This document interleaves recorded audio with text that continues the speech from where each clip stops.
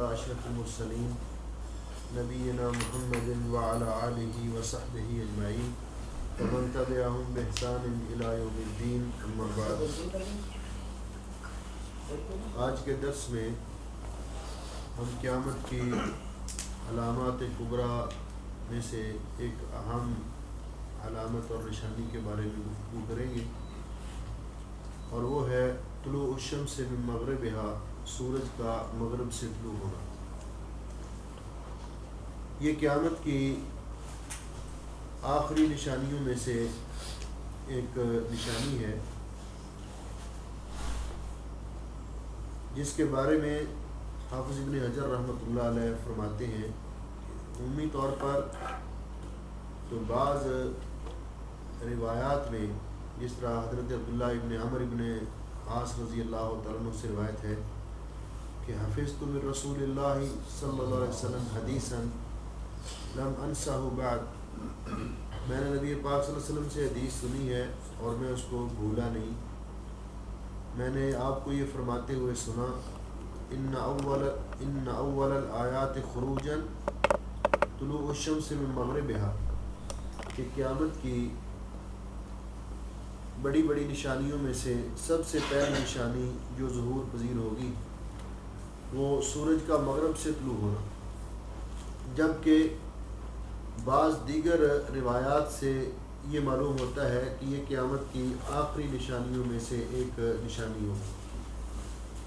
حافظ ابن حجر رحمۃ اللہ علیہ فرماتے ہیں کہ تمام احادیث کو سامنے رکھ کر یہ بات سامنے آتی ہے، فتح الباری کے اندر ان کا یہ بیان ہے کہ الذی یترجح من مجموع الاخبار ان خروج الدجال اول الآیات العظام المؤذنہ بتغیر الاحوال العامة فی معظم الارض۔ فرماتے ہیں کہ تمام روایات کو اگر جمع کیا جائے تو یہ بات سامنے آتی ہے کہ زمینی جو احوال ہیں ان کے تغیر کے حوالے سے سب سے پہلی نشانی وہ دجال کا ظہور ہے، جو زمینی احوال ہیں، اور جو عالم اولیاء کے احوال ہیں جن کا فلکی نظام کے ساتھ تعلق ہے، تو ان میں سے سب سے پہلی نشانی یہ سورج کا مغرب سے طلوع ہونا ہے۔ اس اعتبار سے تو یہ دونوں احادیث اور یہ تمام احادیث ان کو آپس میں جمع کیا جا سکتا ہے کہ زمین میں تغیر اور زمین میں تبدیلی اور زمین میں رونما ہونے والے واقعات اور قیامت کی بڑی بڑی نشانیوں میں سے سب سے پہلی نشانی دجال کا ظہور ہے، اور جس کے ذریعے آسمان پر تبدیلی رونما ہوگی وہ پہلی نشانی سورج کا مغرب سے طلوع ہونا ہے۔ تو رسول اکرم صلی اللہ علیہ وسلم نے متعدد احادیث کے اندر قیامت کی علامات کا تذکرہ کرتے ہوئے اس نشانی کو، سورج کا مغرب سے طلوع ہونا، اس نشانی کو قیامت کی علامات میں سے ایک اہم علامت قرار دیا ہے۔ اللہ جل شانہ کا ارشاد ہے، هل ينظرون الا ان تأتيهم الملائكة او يأتي ربك او يأتي بعض آیات ربك یوم یأتی بعض آیات ربک لا ينفع نفسا ایمانها لم تکن آمنت من قبل او کسبت فی ایمانها خیرا قل انتظروا انا منتظرون، کہ وہ نہیں انتظار کرتے مگر اس بات کا کہ ان کے پاس فرشتے آئیں یا اللہ تعالیٰ کی بعض آیات ان کے پاس آئیں، یا اللہ تعالیٰ خود ان کے سامنے آئے، یا اللہ تعالیٰ کی بعض نشانیاں ان کے سامنے آئیں۔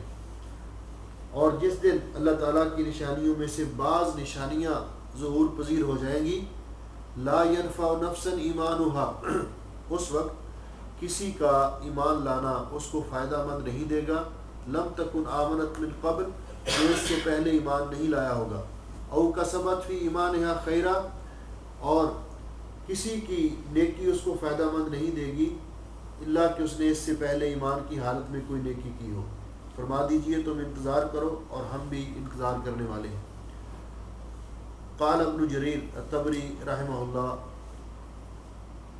مفسر شہیر علامہ ابن جریر الطبری رحمہ اللہ فرماتے ہیں، یہ سارے اقوال ذکر کرنے کے بعد، اس آیت کے حوالے سے مفسرین کی آراء ذکر کرنے کے بعد وأولى الأقوال بالصواب في ذلك ما تظاهرت به الأخبار عن رسول اللہ صلی اللہ علیہ وسلم، سب سے زیادہ مناسب قول جس کے بارے میں رسول اکرم صلی اللہ علیہ وسلم سے بہت ساری احادیث بھی مروی ہیں اس آیت کے حوالے سے، وہ ہے ذالک حین تطلع الشمس من مغربها، یہ اس وقت ہوگا جب سورج مغرب سے طلوع ہو جائے گا۔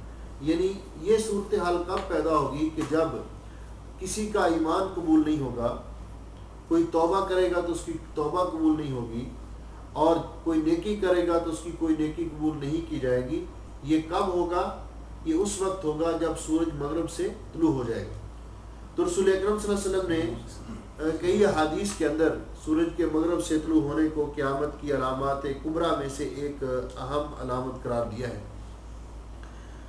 حضرت ابو ہریرہ رضی اللہ تعالیٰ عنہ سے روایت ہے، قال قال رسول اللہ صلی اللہ علیہ وسلم لا تقوم الساعة حتى تطلع الشمس من مغربها، اس وقت تک قیامت قائم نہیں ہوگی جب تک سورج مغرب سے طلوع نہیں ہو جاتا۔ فإذا طلعت، اور جب سورج مغرب سے طلوع ہو جائے گا، ورآها الناس، اور لوگ اس کو مغرب سے طلوع ہوا دیکھ لیں گے، آمن الناس اجمعون، تو تمام لوگ ایمان لے آئیں گے۔ لیکن اس وقت فذالک حیث لا ينفع نفسا ایمانها، کہ اس وقت ہوگا جب کسی کا ایمان لانا اس کے لیے فائدہ مند نہیں ہوگا، لم تکن آمنت من قبل او کسبت فی ایمانها خیرا، جو اس سے پہلے ایمان نہیں لایا تھا یا اس نے اپنے اس سے پہلے ایمان کی حالت میں کوئی نیکی نہیں کی ہوگی۔ تو گویا کہ جب یہ قیامت کی علامت، قیامت کی یہ نشانی ظہور پذیر ہو جائے گی تو اس وقت لوگوں کو یقین آ جائے گا کہ اب واقعتاً قیامت آنے والی ہے، کیونکہ اس کے فوراً بعد قیامت قائم ہو جائے گی، اور اس وقت کافر بھی ایمان لے آئیں گے تو ان کا ایمان قبول نہیں ہوگا، گناہ گار اس وقت توبہ کریں گے تو ان کی توبہ قبول نہیں ہوگی۔ نبی کریم علیہ السلام کا ارشاد گرامی سنیے، عن ابی موسیٰ الاشعری رضی اللہ عنہ عن النبی صلی اللہ علیہ وسلم قال ان اللہ یبسط یدہ باللیل لیتوب مسیء النہار، اللہ تعالیٰ رات کے وقت اپنا دست رحمت دراز کرتے ہیں تاکہ دن کے اجالے میں گناہ کرنے والا اللہ تعالیٰ سے معافی مانگ لے، توبہ کر لے، اور اللہ تعالیٰ دن کو اپنا دست مبارک دراز کرتے ہیں تاکہ رات کی تاریکیوں میں گناہ کرنے والا توبہ کر لے، حتی تطلع الشمس من مغربها، اور یہ سلسلہ اس وقت تک جاری رہے گا جب تک سورج مغرب سے طلوع نہیں ہوتا۔ جب سورج مغرب سے طلوع ہو جائے گا تو توبہ کا دروازہ بند ہو جائے گا، جب سورج مغرب سے طلوع ہو جائے گا تو توبہ کا دروازہ بند ہو جائے گا۔ اسی لیے علماء نے توبہ کی قبولیت کے اوقات ان میں سے 2 وقت مقرر کیے ہیں قرآن و حدیث کی روشنی میں کہ اس وقت تک کسی انسان کی توبہ قبول ہوتی رہے گی۔ ایک وقت ہے خاص اور ایک وقت ہے عام۔ خاص وقت وہ ہے جو ہر انسان کے ساتھ خاص ہے، اور عام جو عمومی ہے کہ جب توبہ کا دروازہ بند ہو جاتا ہے اس کے بعد توبہ قبول نہیں ہوتی۔ خاص وقت جو ہر انسان کے ساتھ خاص ہے، تو نبی پاک صلی اللہ علیہ وسلم نے فرمایا ان اللہ یقبل توبۃ العبد ما لم یغرغر، جب تک انسان پر نزع کا وقت طاری نہیں ہوتا، موت اس کی آنکھوں میں آنکھیں نہیں ڈال لیتی، اس کو موت کا یقین نہیں ہو جاتا، تو موت کی کیفیت طاری ہونے سے پہلے یا ساعت الاحتضار سے پہلے تک اللہ اس کی توبہ قبول کرتا رہتا ہے۔ لیکن جب موت آ جائے اور انسان یقین ہو جائے سامنے موت کے فرشتے کو دیکھ کر اور موت کو دیکھ کر، اس وقت وہ توبہ کرے کہ اب تو میں جا رہا ہوں، تو اس وقت اس کی توبہ قبول نہیں ہوگی، کیونکہ اس وقت توبہ کا دروازہ اس کے لیے بند ہو چکا ہوتا ہے، اس کا ٹائم ختم ہو چکا ہوتا ہے۔ یہی وجہ ہے کہ جب فرعون ڈوبنے لگا تھا، پانی میں غرق ہونے لگا تھا، تو فرعون نے بھی اس وقت کلمہ پڑھا تھا، آمنت انہ لا الہ الا الذی آمنت بہ بنو اسرائیل، تو اس وقت اللہ رب العزت نے اس کا یہ ایمان قبول نہیں کیا، اور اس کو یہی جواب دیا گیا الآن وقد عصیت قبل، اس وقت ایمان لاتے ہو، اس سے پہلے تو اللہ کی نافرمانی کرتے تھے اور اپنے آپ کو جو کچھ وہ سمجھتا تھا، تو جب موت کے سیاق میں انسان ہو، نزع کا وقت اس پر طاری ہو جائے، تو کسی کافر کا ایمان قبول نہیں ہوتا اور کسی توبہ کرنے والے گناہ گار کی توبہ قبول نہیں ہوتی، اس وقت توبہ کا دروازہ بند ہو جاتا ہے۔ اور دوسرا عام وقت وہ ہے کہ نبی پاک صلی اللہ علیہ وسلم نے فرمایا کہ توبہ کا دروازہ کھلا رہے گا حتیٰ تطلع الشمس من مغربہا، حتیٰ کہ سورج مغرب سے طلوع ہو جائے۔ جب سورج مغرب سے طلوع ہو جائے گا تو پھر کسی کا ایمان فائدہ مند نہیں ہوگا، کسی گناہ گار کی توبہ اللہ قبول نہیں کرے گا، اور کوئی اس کے بعد نیکی کرے گا تو اس کی نیکی کی کوئی قدر نہیں کی جائے گی۔ رسول اکرم صلی اللہ علیہ وسلم نے ارشاد فرمایا، عن ابی ہریرہ رضی اللہ تعالیٰ عنہ، یعنی اسی تھوڑی دیر بند کر دیں اگر آپ چاہتے ہیں کہ یہ درس میں مکمل کر لوں۔ عن ابی ہریرہ رضی اللہ عنہ، حضرت ابو ہریرہ رضی اللہ تعالیٰ عنہ سے روایت ہے، قال قال رسول اللہ صلی اللہ علیہ وسلم، رسول اکرم صلی اللہ علیہ وسلم نے فرمایا، ثلاث اذا خرجنا لا ينفع نفسا ایمانها لم تکن آمنت من قبل او کسبت فی ایمانها خیرا، تین چیزیں ایسی ہیں جب وہ ظہور پذیر ہو جائیں گی تو کسی کا ایمان اس کو فائدہ نہیں دے گا اور کسی کی نیکی اس کو فائدہ مند نہیں دے گی الا کہ اس نے اس سے پہلے ایمان کی حالت میں نیکی کی ہو۔ وذکر منہا طلوع الشمس من مغربہا، اور انہی تین چیزوں میں سے ایک چیز انہوں نے یہ بھی ذکر کی کہ سورج کا مغرب سے طلوع ہونا۔ سورج کا مغرب سے طلوع ہونا یہ بھی قیامت کی آخری نشانیوں میں سے ایک نشانی ہے، لیکن اس کے ساتھ ایک اور نشانی بھی ہے کہ دابت الارض کا خروج، دابت الارض، اس کے بارے میں انشاءاللہ پھر گفتگو کریں گے۔ لیکن ان دونوں میں سے کون سی نشانی پہلے ظہور پذیر ہوگی، یہ تو واضح ہے احادیث پاک سے کہ یہ دونوں ایک ساتھ ہوں گی، یہ دونوں ایک ساتھ ہوں گی۔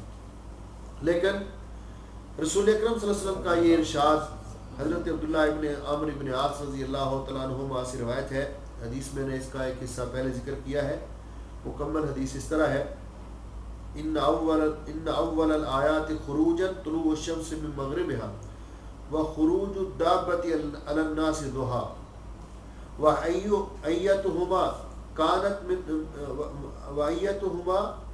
كانت قبل صاحبتها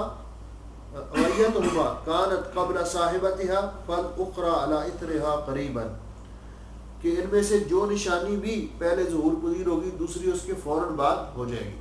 لیکن علماء کرام نے اور محدثین نے جس بات کو ترجیح دی ہے کہ یہ طلوع شمس، سورج کا مغرب سے طلوع ہونا، یہ پہلے ہوگا اور اسی دن اگلے دن ضحیٰ کے وقت دابت الارض کا خروج ہوگا، یعنی پہلے سورج مغرب سے طلوع ہوگا اور پھر دابت الارض کا خروج ہوگا اور وہ بھی ظہور ظاہر ہوگا۔ اب اس کے بارے میں کہ کس طرح قیامت کی یہ نشانی ظہور پذیر ہوگی، اس کے بارے میں ذرا تفصیل سے مسلم شریف کی یہ روایت سنیے۔ وعن ابی ذر رضی اللہ عنہ ان النبی صلی اللہ علیہ وسلم قال یوما، حضرت ابو ذر رضی اللہ تعالیٰ عنہ سے روایت ہے کہ ایک دن رسول اکرم صلی اللہ علیہ وسلم نے فرمایا، اتدرون این تذهب هذه الشمس، تم جانتے ہو کہ یہ سورج کہاں جاتا ہے، طلوع ہوتا ہے پھر غروب ہوتا ہے، تو یہ کہاں جاتا ہے؟ قالوا اللہ ورسولہ اعلم، صحابہ اکرام نے جواب دیا کہ اللہ اور اللہ کے رسول ہی بہتر جانتے ہیں۔ قال ان هذه تجری حتى تنتهی الى مستقرها تحت العرش، یہ سورج اپنے مدار پہ چلتا رہتا ہے، اور آپ جانتے ہیں کہ سورج اپنے مدار پر چلتا ہے۔ اللہ رب العزت نے قرآن پاک میں بھی اس کی وضاحت کی، والشمس تجری لمستقر لها ذلك تقدیر العزیز العلیم، کہ سورج اپنے مستقر کی طرف، اپنے ٹھکانے کی طرف رواں دواں ہے، چلتا ہے اور ایک مدار کے اندر یہ گردش کر رہا ہے۔ اللہ رب العزت نے فرمایا کہ سورج اور چاند یہ اپنے مدار میں گردش کرتے ہیں، للشمس ينبغي لها ان تدرك القمر ولا الليل سابق النهار، چاند سورج کے لیے لائق نہیں کہ وہ چاند کو کراس کر لے اور اس کو پکڑ لے، اور نہ ہی دن رات سے آگے بڑھ سکتا ہے. یہ اللہ رب العزت نے وَكُلٌّ فِي فَلَكٍ يَسْبَحُونَ، اللہ نے ان کے لیے ایک مدار مقرر کیا ہے، یہ اسی مدار کے اندر گردش کرتے ہیں جتنے سیارے اللہ رب العزت نے ہی پیدا کیے. تو اس لیے یہ مسئلہ شروع سے ایک اختلافی مسئلہ چلا آ رہا ہے کہ زمین گھومتی ہے کہ چاند سورج گھومتا ہے اور کون کس کے گرد گھومتا ہے. اور سائنسدانوں نے ایک دور کے اندر یہ کہا کرتے تھے، اس وقت یہ نظریہ پایا جاتا تھا، اور جب ہم اسکول میں پڑھتے تھے تو ہمارے اساتذہ کرام ہمیں مثال دیا کرتے تھے کہ کس طرح زمین گھومتی ہے. تو کہتے تھے دیکھیے یہ لائٹ جل رہی، موم بتی جل رہی ہے، اور ایک گیند لے کر اس کی اس طرح اس کو گھماتے تھے، یہ اپنی جگہ پہ ثابت ہے. تو کہتے ہیں کہ جو حصہ یہ سورج ہے اور یہ زمین ہے، تو زمین کا جو حصہ سورج کے سامنے آئے گا وہاں دن ہوگا اور دوسری طرف رات ہوگی. پہلے یہ مثال دیا کرتے تھے. پھر سائنسدانوں کے علم نے ترقی کی تو کہنے لگے نہیں یہ تو زمین نہیں گھومتی. پہلے کہتے تھے سورج نہیں گھومتا زمین گھومتی ہے، پھر کہتے تھے نہیں زمین نہیں گھومتی سورج گھومتا ہے. تو ہم کہتے ہیں کہ اللہ رب العزت نے جو یہ نظام بنایا، قرآن پاک کا سیاق تو یہ بتلاتا ہے کہ سورج گردش میں ہے، چاند گردش میں ہے. اور ستاروں کے بارے میں اللہ رب العزت نے فرمایا فلا اقسم بمواقع النجوم، ستارے ان کے وادبار النجوم، ستاروں کے غروب طلوع کے بارے میں اللہ رب العزت نے بتایا. یہ طلوع بھی ہوتے ہیں غروب بھی ہوتے ہیں، چاند کے بارے میں، سورج کے بارے میں. اور پھر قرآن پاک کے اندر اللہ جل شانہ نے، اب دیکھیے 3 آیات ہیں ہمارے سامنے. ایک آیت ہے قل للہ المشرق والمغرب، اے پیارے حبیب فرما دیجئے کہ مشرق و مغرب بھی اللہ کے لیے. تو وہاں ذکر کیا، مشرق بھی واحد کے صیغے کے ساتھ ذکر ہوا اور مغرب بھی واحد کے صیغے کے ساتھ. پھر فرمایا رب المشرقین و رب المغربین. ٹھیک ہے، تو مشرق بھی تثنیہ کے صیغے کے ساتھ استعمال ہوا اور مغرب بھی تثنیہ کے صیغے کے ساتھ استعمال ہوا. اور پھر ورب المشارق والمغارب، مشارق جمع کا صیغہ ہے اور مغارب بھی جمع کا صیغہ ہے. حالانکہ آپ دیکھتے ہیں کہ مشرق کی جہت ایک ہے، مشرق کی جہت ایک ہے، مغرب کی جہت ایک ہے، لیکن یہ تثنیہ کیوں استعمال ہوا؟ 2 مشرق 2 مغرب، پھر بہت سارے مشرق بہت سارے مغرب. اس سے مراد کیا ہے؟ تو اس سے مراد یہ ہے کہ ساری آیات برحق ہے، قرآن پاک میں کوئی تضاد یا تعارض نہیں ہے، بلکہ اس سے مراد کیا ہے کہ جہاں صرف مشرق کا تذکرہ ذکر ہوا ہے واحد کے ساتھ، تو اس سے مراد مشرق کی جہت ہے، وہ جہت جہاں سے سورج طلوع ہوتا ہے وہ جہت مراد ہے. اور جہاں مغرب کا ذکر ہوا ہے اس سے مراد مغرب کی جہت ہے جہاں سورج غروب ہوتا ہے. ٹھیک ہے، جہاں تثنیہ کا ذکر ہے تو اس کا معنی یہ ہے کہ وہاں موسم مراد ہے کہ سورج ایک سردیوں کے موسم میں ایک مطلع سے طلوع ہوتا ہے اور ایک مطلع پر غروب ہوتا ہے، گرمیوں کے موسم میں دوسرے مطلع سے طلوع ہوتا ہے اور الگ مطلع پر غروب ہوتا ہے. یا پھر ایک سورج کا مشرق ہے ایک چاند کا مشرق ہے.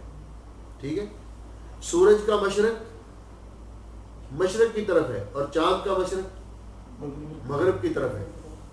تو اس سے مراد مشرق ہے، یا تو موسم مراد ہے یا ایک چاند کا مشرق ایک سورج کا مشرق.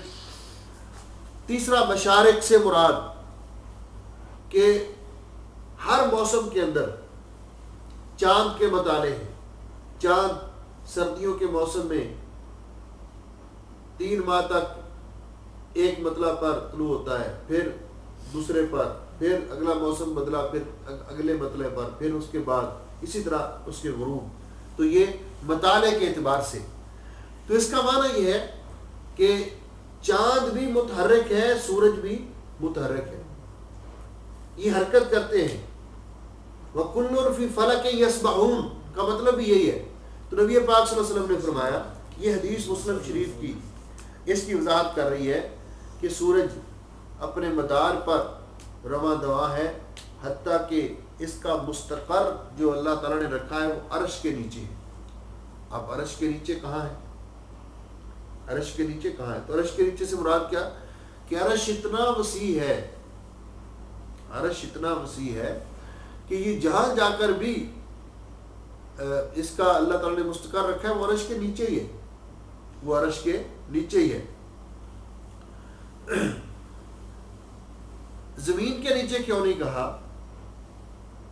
تو اس لیے کہ آپ نے دیکھا پچھلے درس کے اندر ہم نے ذکر کیا کہ ذوالقرنین سورج کے مشرق تک بھی گیا اور مغرب تک بھی گیا. تو زمین کا کنارہ ختم ہو گیا تو سورج اس سے آگے طلوع ہو رہا تھا. زمین کا مغربی کنارہ ختم ہو گیا تو سورج اس کے بعد غروب ہو رہا تھا. ٹھیک ہے نا؟ تو اس کا مطلب ہے زمین کے سے تو یہ باہر ہو گیا.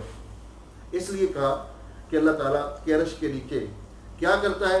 فَتَخِرُّ سَاجِدَةً، سورج سجدے میں پڑ جاتا ہے.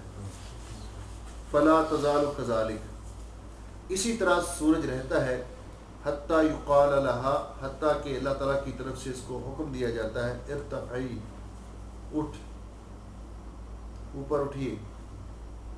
اب یہ جو مسئلہ ہے کہ سورج سجدہ کرتا ہے، ٹھیک ہے، اس مسئلے کو لے کر بعض لوگوں نے بہت واویلا کیا، جی دیکھو سورج کیسے سجدہ کرتا ہے، کہ عرش کے نیچے کیسے سجدہ کرتا ہے. حالانکہ قرآن پاک میں اللہ رب العزت نے واضح طور پہ فرمایا ہے کہ نام لے کر الم تری ان اللہ یسجد لہ من فی السماوات والارض، آگے والشمس والقمر، ٹھیک ہے، کہ اللہ تعالیٰ نے فرمایا کہ ہر چیز اللہ تعالیٰ کو سجدہ کرتی ہے، ہر چیز اللہ کو. اس میں سورج کا بھی ذکر کیا کہ سورج بھی اللہ تعالیٰ کو سجدہ کرتا ہے. تو یہ سجدہ کا معنی کیا ہے؟ علماء نے اس کے بارے میں بہت بحث کی. حافظ ابن کثیر رحمۃ اللہ علیہ فرماتے ہیں وَقَدْ تَكَلَّمَ الْعُلَمَاءُ رَحِمَهُمُ اللَّهُ تَعَالَى عن حدیث سجود الشمس تحت العرش، اور اس کے بارے میں گفتگو کرتے ہوئے انہوں نے ان تمام لوگوں کے اقوال کا رد بھی کیا ہے اور جنہوں نے اس کی تعویل کرنے کی کوشش کی ہے، جو کہتے ہیں کہ یہ حقیقی سجدہ مراد نہیں ہے، یہ ہے، اس سے مراد وہ ہے.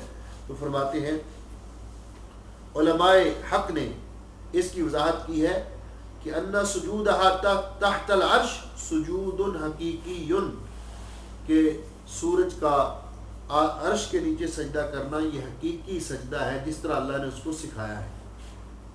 اس کی میں کوئی تعویل نہیں اور کوئی اس کا اور مفہوم نہیں. یہ سجدہ حقیقت میں سجدہ ہے، اور جس طرح ہر چیز اللہ تعالیٰ کو سجدہ کرتی ہے اور جیسے اللہ نے ان کو سکھایا ہے، اسی طرح سورج بھی سجدہ کرتا ہے جس طرح اللہ تعالیٰ نے اس کو سکھایا. قاضی ایاز فرماتے ہیں اس حدیث کی شرح کرتے ہوئے وَهُوَ عَلَى ظَاهِرِهِ عِنْدَ أَهْلِ الْفِقْهِ وَالْحَدِيثِ وَالْمُتَكَلِّمِينَ مِنْ أَهْلِ السُّنَّةِ خِلَافًا لِمَنْ تَأَوَّلَهُ مِنَ الْمُبْتَدِعِ وَالْبَاطِنِيَّةِ وَهُوَ أَحَدُ أَشْرَاطِ السَّاعَةِ الْعِظَامِ الْمُنْتَظَرَةِ. فرماتے ہیں کہ یہ سورج کا سجدہ کرنا تمام فقہاء، محدثین اور متکلمین اور تمام اہل سنت کے نزدیک حقیقی سجدہ مراد ہے. اس سے ان لوگوں کے خلاف کہ جو بدعتی لوگ اور باطنی لوگ، انہوں نے اس کی انکار کیا ہے اور اس کی تعویل کرنے کی کوشش کی ہے. اور پھر فرماتے ہیں کہ یہ قیامت کی بڑی بڑی نشانیاں جن کا انتظار کیا جا رہا ہے ان میں سے ایک اہم نشانی ہے. اللہ رب العزت اس سورج کو فرماتے ہیں کہ اٹھیے ارجعی من حیث جئتی، جدھر سے آیا ہے ادھر کو چلا جائے. اب دیکھیے کس طرح اس کا مفہوم بنتا ہے کہ سورج طلوع ہوا مشرق سے اور طلوع ہوتے ہوتے مغرب کی طرف گیا، ٹھیک ہے، اور مدار پہ جا کر عرش کے نیچے سجدہ کیا، اور اللہ رب العزت نے فرمایا کہ دوبارہ وہیں سے طلوع ہو جہاں سے تو پہلے طلوع ہوتا ہے، اور پھر سورج اپنے مدار پہ چلتا چلتا اس وقت مقررہ پر مشرق سے طلوع ہو گیا، اور یہ اس کا مدار چل رہا ہے، یہ نظام چل رہا ہے. آپ فرمایا یہ اسی طرح رہے گا حتیٰ کہ اللہ رب العزت سورج کو فرمائیں گے ارتفعی ارجعی من حیث جئتی.